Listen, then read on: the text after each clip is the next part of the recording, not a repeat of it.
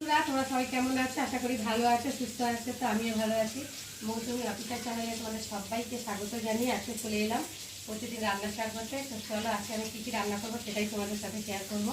তো চলো প্রথমে দেখাই। দেখো চিংড়ি মাছটাকে ভাজা বসিয়েছি। আর চিংড়ি মাছটা দেখো কতটা বড়। আর মেয়েকে পাঠিয়েছিলাম চিংড়ি মাছ আনতে বাজারে, তো নিয়ে এসেছে। এই চিংড়ি মাছ নাকি 140 টাকা। তা বুঝতেই পারছো চিংড়ি মাছের কী দাম। যেহেতু চিংড়ি মাছটা একটু বড় বড়, আর ওকে অল্প পয়সাও দিয়েছিলাম। ওর কাছে আরও আমি 30 টাকা দিয়েছিলাম, আর ওর কাছে আর 10 টাকা ছিল, সেটা দিয়ে একটা চিংড়ি মাছ 40 টাকা দিয়ে নিয়ে নিয়েছে।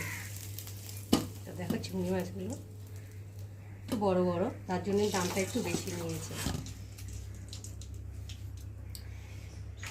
আর একটু কড়াতে তেল দেবো।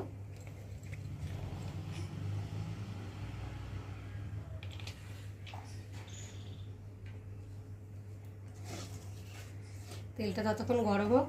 তো চলো এদিকে দেখাই কী কী রান্না হবে। আজকে হবে পটল আলু দিয়ে চিংড়ি মাছ দিয়ে তরকারি, আর এখানটা হবে লাল শাক, আলু, বেগুন ঠেগুন দিয়ে একটা চচ্চড়ি, আর হবে ডালের বড়া। খেসারি ডাল ভিজে রেখেছিলাম গতকালকে, তো আজকে সকালে ভালো করে ধুয়ে দায়ে বেটে নিয়েছি। আর পেঁয়াজ আর লঙ্কা কুচিয়ে নিয়েছি, আর এখানে আদা জিরে বাটা মশলা করে নিয়েছি। তো চলো কড়াটা গরম হয়ে গেছে, আর এখন আমি পটলগুলোকে দিয়ে ভালো করে ভেজে নেব।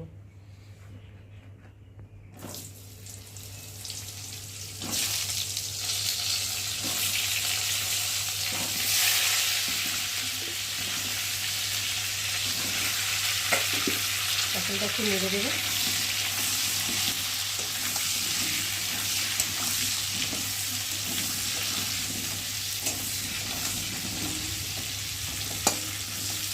একটু সামান্য নুন দিয়ে দেবো, যাতে পটলে নুনটা ঢোকে।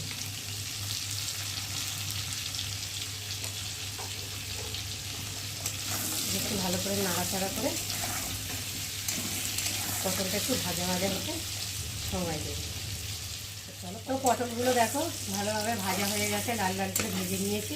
আর এখন আমি পটলগুলোকে তুলে নেব।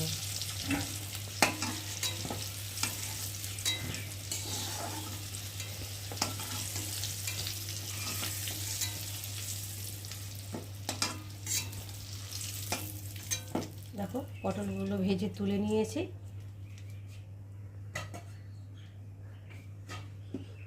আর এখন আলুগুলোও ভেজে নেব।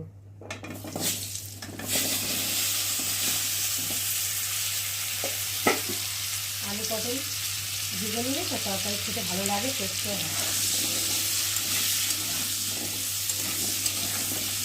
দেখো এই তেলের মধ্যে মানে মাছ ভেজেছি, তার মধ্যে সেই তেলের মধ্যে আবার পটল ভেজেছি, এগুলো কালো কালো ভাব হয়ে গেছে। একটু যদি পটল ভাজলেও একটু কালো কালো হয়ে যায়, চিংড়ি মাছ ভেজেছি তার জন্যে।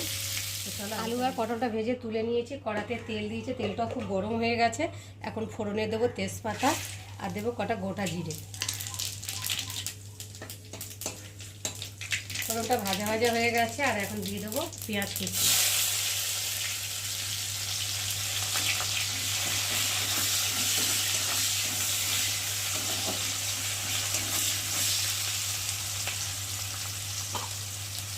পেঁয়াজটা একটু ভাজা ভাজা হয়ে গেছে, এবার দিয়ে দেবো পরিমাণ মতো নুন, হলুদ গুঁড়ো,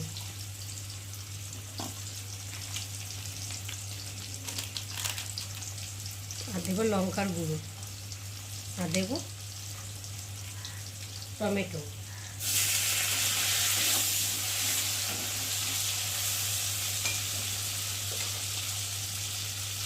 জিরে বাটা,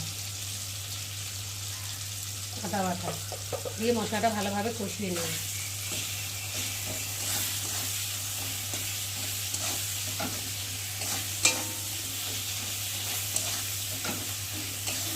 চলো মশলাটা ভালোভাবে কষিয়ে নিই।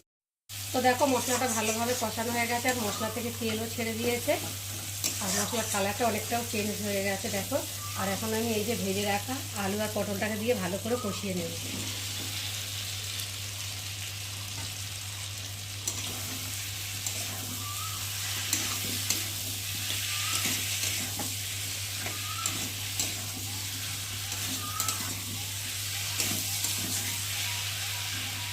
এবার দিয়ে দেবো চিংড়ি মাছ।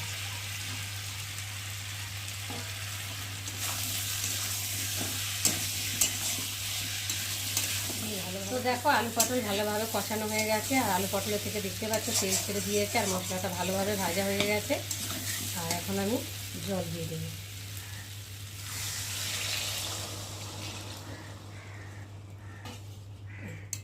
টমেটোর খোসাটা পড়ে গেছে।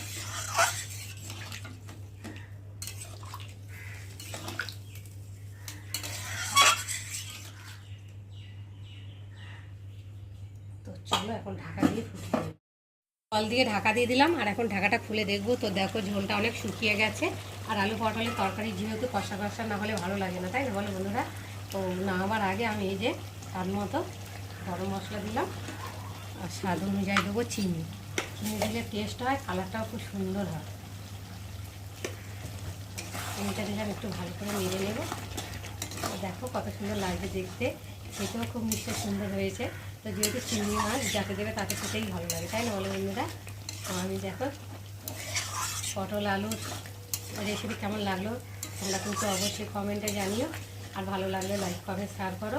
আর আমার চ্যানেলে যদি নতুন হয় তাহলে চ্যানেলটাকে সাবস্ক্রাইব করো। আবার তোমাদের সঙ্গে দেখা হবে পরের ব্লগে। ততক্ষণ তোমরা তোমাদের খেয়াল রাখো, তোমরা আমার চ্যানেলটাকে সাবস্ক্রাইব করতে থাকো, আর আমি এদিকে তরকারিটাকে ঢালতে থাকি।